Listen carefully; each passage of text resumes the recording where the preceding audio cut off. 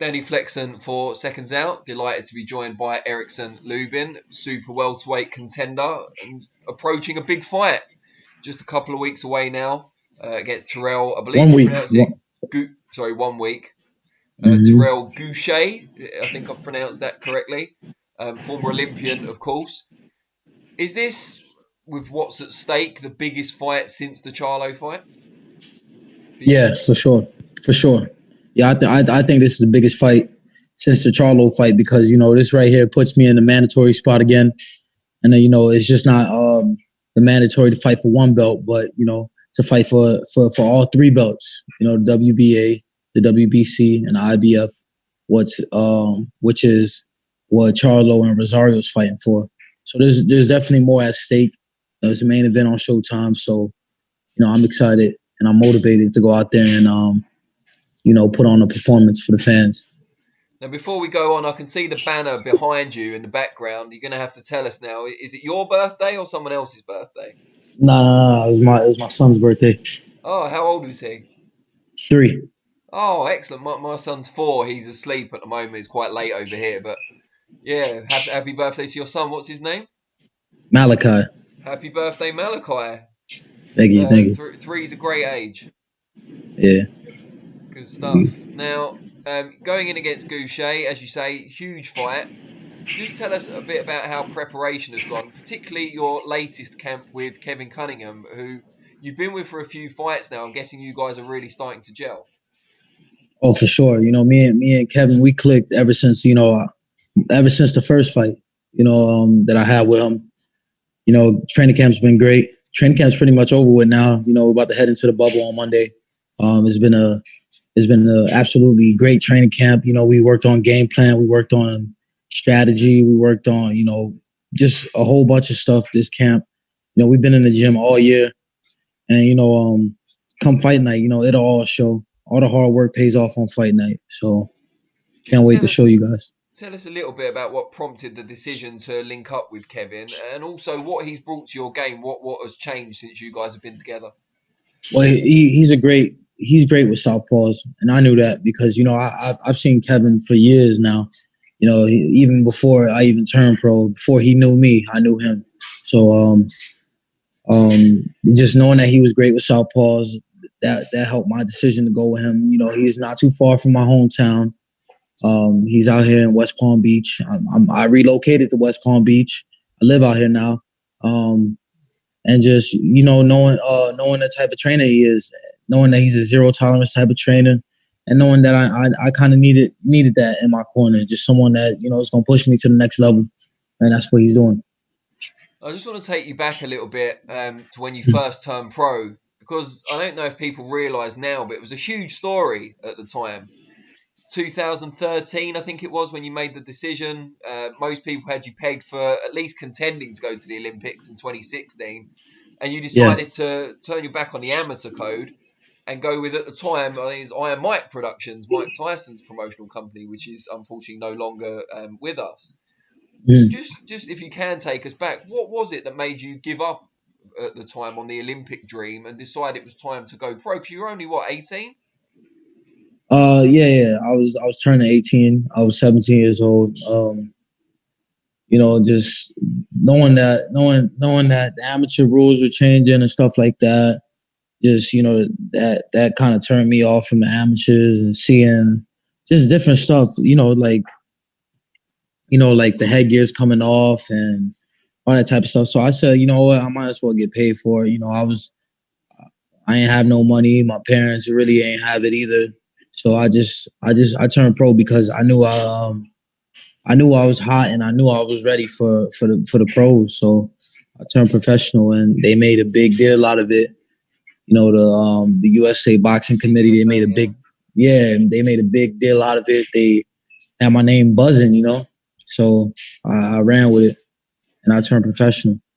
You said you didn't have a lot of money, same as your parents. Just tell us a little bit about your childhood and what your parents do or did for a living, that kind of thing.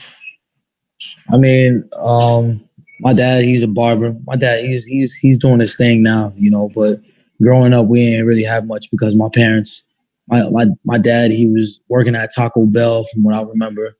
and my mom, she was like working just nonstop. She was in and she was at work from the time we got out of school to the time we going back to school. She was at work, so it was just like most of the time it was my brother taking care of us, and just moving back and forth from New York to Florida, New York to Florida, just knowing that she was just looking for opportunity to make some money and change her life around. It was just it was motivating for me because I knew I could change that because I had the skill set to go out there and be the best boxer I could be in, and I was winning many national tournaments. It came to a point where they didn't even have to pay for the tournaments anymore because USA Boxing was paying for it, and that was just a big motivating factor. And that right there put in my head too, like I could actually I could really be something in boxing. And I took that and I ran with it. I tried to become the best I could be. I turned professional, and now I'm here, and my parents aren't struggling no more. They're good. I helped them out as much as I could. My father, he got a couple businesses running. I got a business with my father. And my mom, she's a nurse, but she doesn't have to work as much as she used to. That's incredible. I'm sure they're immensely proud of you. And I'm sure your father makes sure you always get a fresh trim as well before your fights. Oh, for sure. For sure. You took the professional game by storm, it's fair to say. You had a lot of seasoned observers raving about your talents. You worked your way up, you got the world title shot against Charlo. A lot of people were picking you to win. Big fight, everyone was looking forward to it. It must have been very strange for you because although you lost, and you lost in the first round, which no fighter wants to do, it must have felt like you'd hardly been in a fight afterwards because it was all over. You must have felt like you still had plenty in the tank. Yeah. I mean, it was a quick night. I made a mistake and I paid for it. And I made mistakes prior to that. In training camp. Blowing up a whole bunch of weight, having to lose weight in a short amount of time, not really going through with a full training camp, having a hurt hand. I'm not making any excuses. I'm just stating the facts. But it was quick, but I knew I'd be able to bounce back from it. I knew that it wasn't one of those fights that broke me completely as a fighter. Some people, they lose and they don't come back the same. I don't feel like I'm coming back the same. I feel like I'm coming back better. I changed my whole life around. I just not saying that like Charlo ain't a great fighter, because to me he's a great fighter. He's a champion because he's able to get that belt and defend that belt a few times, and that's what makes you a champion in my eyes. He regained it as well. Yeah. He regained it. He lost it. He regained it. That's what makes you a champion. So, I feel like I just came back. I'm back and I'm better. I'm older now. I'm not. I got the fights that I need under my belt, and I'm still continuing to get the fights that I need under my belt. So by the time what should be next, after this fight, after I take care of business on next Saturday night, a fight with me and Charlo or a fight with me and Rosario is next. So I'm looking forward to that, and I'm training hard. I'm getting all the knowledge I could get. I'm getting all the season I could get. I'm with trainer Kevin Cunningham, and we're working. We drawing up game plans, we executing it, and we coming out on top. It's a huge compliment to you in a way that usually if two fighters have fought in the past and one of them's lost quite early on, people don't generally want to see a rematch. But with you and Charlo, everyone's clamouring for it. And I think that's a compliment to you and how you've bounced back. Oh yeah, for sure. They see the growth in my game. They if you go back and watch my fights from 2016, 2017 to now, it's a completely different fighter, and he knows that. He sees it. And the rematch is going to be better than the first fight. It's definitely going to be more anticipated than the first fight. People want to see this, especially after the performance I'm put on next Saturday. You got Gausha, of course. He's a former Olympian. You were touted to go to the Olympics and didn't quite get there through your own decision. Is that kind of an angle? I haven't been looking in the States so much, but is that an angle that's been used to sell the fight a little bit over there? Just a little bit, yeah. He's an Olympian, but I got that type of experience too. I went overseas. I fought overseas. I won gold medals overseas, and I've won every national tournament there is. So when it comes to the amateur background, I got a great background, amateur background myself. I got great accolades under my belt.